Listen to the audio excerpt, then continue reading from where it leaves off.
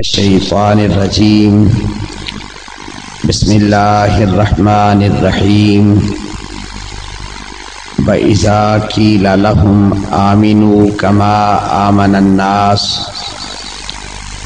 صدق اللہ مولانا العظیم وبلغنا رسولہ النبی الکریم ونحن علی ذالک لمن الشاہدین والشاکرین والحمد للہ رب العالمین۔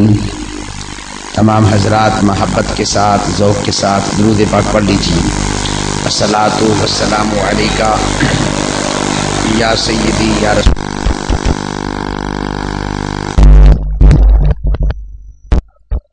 الصلاۃ والسلام علیکہ وعلی آلکہ واصحابکہ یا محمد الرسول اللہ۔ ذرا تھوڑا تھوڑا کہہ جائیے، سامنے والی جگہ خالی نہ رکھیں، آ جائیں گے۔ کی بنیاد دو چیزوں پر ہے، اس کو اصول کے طور پر ذہن میں رکھیں۔ اہل سنت کے مذہب کی بنیاد دو چیزوں پر ہے۔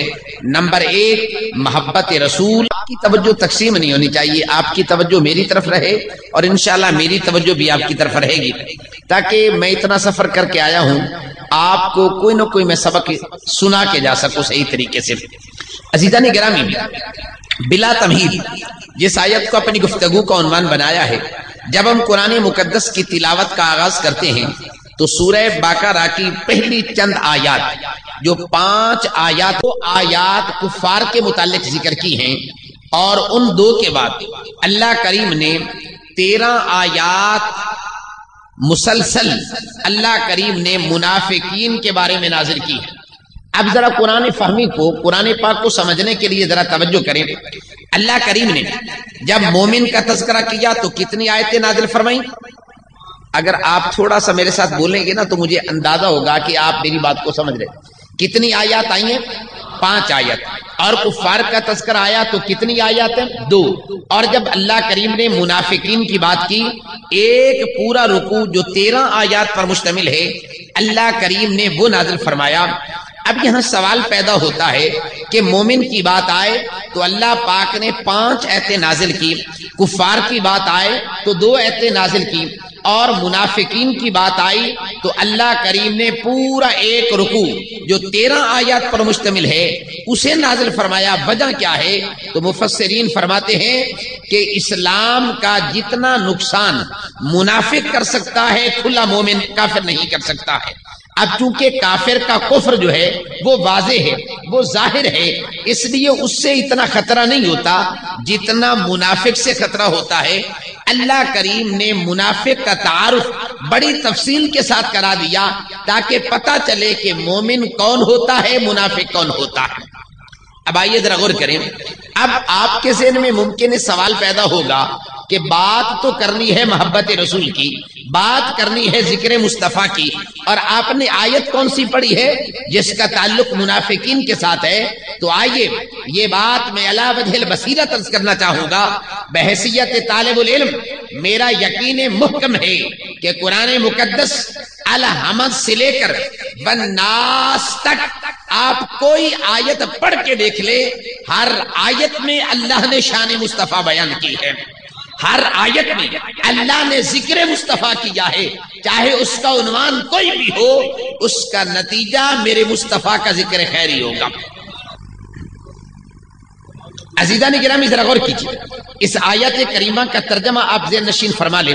رب کائنات ارشاد فرماتا ہے وَإِذَا قِيلَ لَهُمْ، جب ان منافقین سے یہ کہا گیا آمنوا، تم ایمان لے آؤ، کما آمن الناس، جیسا کہ الناس نے ایمان قبول کیا۔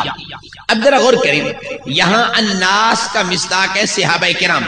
اب اس کا مطلب کیا ہوگا؟ رب کائنات فرمانا یہ چاہتا ہے کہ لوگو تم ایسے ایمان قبول کرو جیسے صدیق اکبر نے ایمان قبول کیا ہے، لوگو تم ایسے ایمان قبول کرو جیسے عمر فاروق نے کیا ہے، جیسے پیارے عثمان نے کیا ہے، جیسے حیدر کرار نے کیا ہے۔ اب ذرا سوچئے، جب آپ عام ترجمے والا قرآن اٹھائیں گے تو الناس کا ترجمہ کر دیا جاتا ہے لوگ. کیا ترجمہ کیا جاتا ہے؟ لوگ. تو کیا اللہ کریم نے اپنے محبوب کے غلاموں کو عام لوگ کہہ کے پکارا؟ نہیں نہیں. جب ہم لفظ الناس کی لغوی تحقیق پہ غور کرتے ہیں تو پتہ چلتا ہے اللہ پاک نے الناس کے ضمن میں مصطفیٰ کریم کے غلاموں کا عقیدہ بیان کیا کہ آیت پہ غور کرو تمہیں صدیق کا ایمان بھی سمجھ میں آئے گا، محبت بھی سمجھ میں آ جائے گی. آئیے ذرا غور کریں کیسے سمجھ میں آئے گی. الناس کا اہل لغت نے دو مادے نقل کیے ہیں. ایک الناس کا مادہ نسیان آتا ہے اور ایک الناس کا مادہ انس آتا ہے. جو لوگ عربی زبان سے، عربی لغت سے، صرف و نحو سے تھوڑا سا شغف رکھتے ہیں ان کی توجہ کے لیے بات عرض کروں گا. الناس کا مادہ نسیان بھی آتا ہے، الناس کا مادہ انس بھی آتا ہے. اگر الناس کا مادہ نسیان ہو تو نسیان کا معنی ہوتا ہے بھولنے والا. اب اللہ پاک نے صحابہ کرام کو کہا الناس تو مطلب کیا ہوگا؟ فرمایا لوگوں جس طرح صحابہ کرام میرے محبوب کی محبت میں ساری کائنات کو بھول گئے ہیں. آئیے ذرا ترجمے پہ غور کریں. جیسے صحابہ میرے محبوب کی محبت میں ساری کائنات کو بھول گئے، صرف ایک مصطفیٰ کو یاد کیا ہے. تم بھی سب کچھ بھول جاؤ، ایک مصطفیٰ کو یاد کر لو، تمہارا ایمان مکمل ہو جائے گا. اب آئیے تو بات سمجھ میں آ رہی ہے نسیان کا تعلق کس چیز کے ساتھ ہے؟ ساری کائنات کے ساتھ ہے. فرمایا دنیا کو بھلا دو، ایک ذات کو یاد کر لو، تمہارا ایمان کامل ہو جائے گا. اور دوسرا الناس کا مادہ انس آتا ہے. انس کا معنی پیار کرنا ہوتا ہے، انس کا معنی محبت کرنا ہوتا ہے. اب آیت کا ترجمہ یہ ہوگا لوگوں میرے محبوب سے ایسے محبت کرو جیسے صحابہ محبت کیا کرتے تھے، ایسے پیار کرو جیسے صحابہ پیار کرتے تھے. جب ہم لفظ محبت بولتے ہیں آئیے ذرا غور کریں. آج کل عرف عام میں شاید محبت کے مفہوم کو غلط انداز میں بھی پیش کیا جاتا ہے، لیکن آئیے میں محبت کا معنی سمجھانا چاہوں گا. محبت گوئٹے کہتے ہیں پہلے نمبر پر ماں کا رشتہ آتا ہے، دوسرے نمبر پر باپ کا رشتہ آتا ہے، اور تیسرے نمبر پر بیوی کا رشتہ آتا ہے، اور چوتھے نمبر پر اولاد کا رشتہ آتا ہے. یہ چار رشتے دنیا میں سب سے زیادہ پیارے ہوتے ہیں.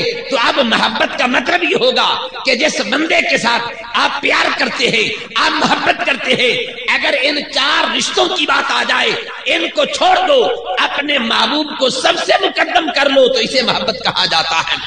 نہیں آئیے میں ذرا اس کی وضاحت کروں گا تاکہ بات کو سمجھایا جا سکے. ذرا گوئٹے سے عالم تصورات میں نے پوچھا یہ بتاؤ کہ تم کہتے ہو کہ جو سب سے پیارا رشتہ ہے اس کو قربان کر دیا جائے اسے محبت کہتے ہیں، کیا تم اپنے جرمن میں اس کی کوئی مثال پیش کر سکتے ہو؟ تو گوئٹے کی روح خاموش ہو گئی. میں نے کہا آئیے چلتے ہیں در مصطفیٰ پہ جاتے ہیں، حضور کی بارگاہ میں جاتے ہیں، میرے آقا کے غلاموں کو دیکھتے ہیں تو محبت کا مطلب سمجھ میں آئے گا. آئیے ذرا غور کریں. گوئٹے پہلے نمبر پر کس کا نام لیتا ہے؟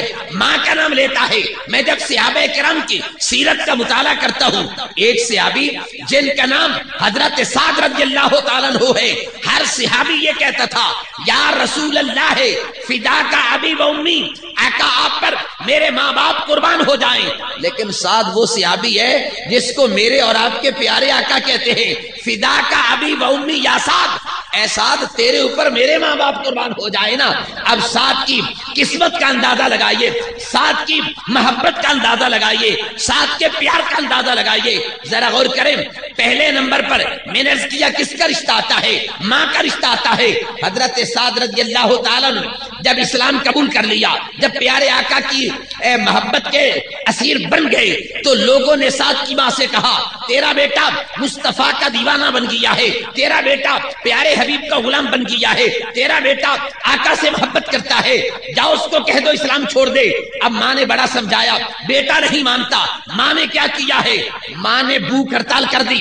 تفسیر مظہری میں قاضی ثناء اللہ پانی پتی علیہ الرحمہ لکھتے ہیں 4 دن 4 آتے اور 3 دن مسلسل حضرت سعد کی والدہ نے نہ کھانا کھایا ہے، نہ پانی پیا ہے، نہ روٹی کے قریب گئی، نہ فروٹ استعمال کیا. جب 4 دن آدمی بھوکا رہے، اتنا کمزور ہو جاتا ہے، لاغر ہو جاتا ہے، چلنے کے قابل نہیں ہوتا. کسی نے سعد سے کہا اے سعد تم بڑے اپنے آپ کو مومن کہتے ہو، ذرا پتہ کیا تمہاری ماں کی کیفیت کیا ہے؟ تمہاری ماں موت کی دہلیز تک پہنچ چکی ہے، وہ برے کے قریب ہے اور تم یہاں بیٹھے ہو. سعد دوڑتے ہوئے در مصطفیٰ پہ آتے ہیں، آ کر کرتے ہیں. سعد دوڑتے ہوئے اپنی والدہ کے پاس آئے، آ کے کہنے لگے امی جان کیا بات ہے؟ ماں کہتی ہے بیٹا میں نے کھانا بند کر دیا، میں نے پانی بند کر دیا، میں نے فروٹ استعمال کرنا بند کر دیا. کہا امی کیا بات ہے؟ کہا بیٹے تو نے اسلام قبول کر لیا ہے. کہا اماں اجازت ہو تو میں دودھ لے کے آتا ہوں، اجازت ہو میں کھانا لے کے آتا ہوں، پانی لے کے آتا ہوں. ماں کہتی ہے بیٹا میری ایک شرط ہے، جب تک یہ نہیں مانو گے میں تمہاری بات نہیں مانتی. اب بیٹا کہتے امی بتائیے کیا بات ہے؟ ماں کہتی ہے بیٹا اسلام چھوڑ دو، میں ابھی کھانا بھی کھا لیتی ہوں، پانی بھی پی لوں گی اور دودھ بھی نوش کر لوں گی. اب ذرا غور کریں، آج کی گفتگو کا آپ کو سبق یاد کرانا چاہتا ہوں. حضرت سعد کا عقیدہ لے کے جائیں. حضرت سعد نے کیا کہا تھا؟ صحیح مسلم کے اندر بھی یہ الفاظ باختلاف روایت کے ساتھ موجود ہے، مدری کے اندر بھی موجود ہے.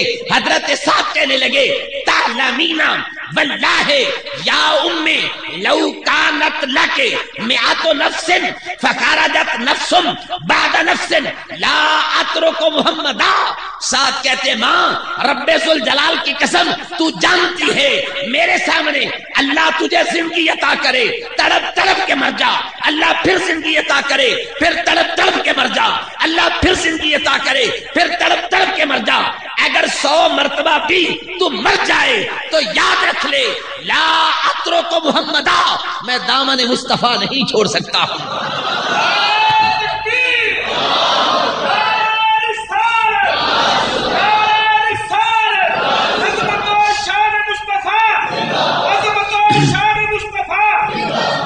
عزیزان گرامی آئیے آج کی گفتگو میں یہ سبق ذہن میں رکھیں.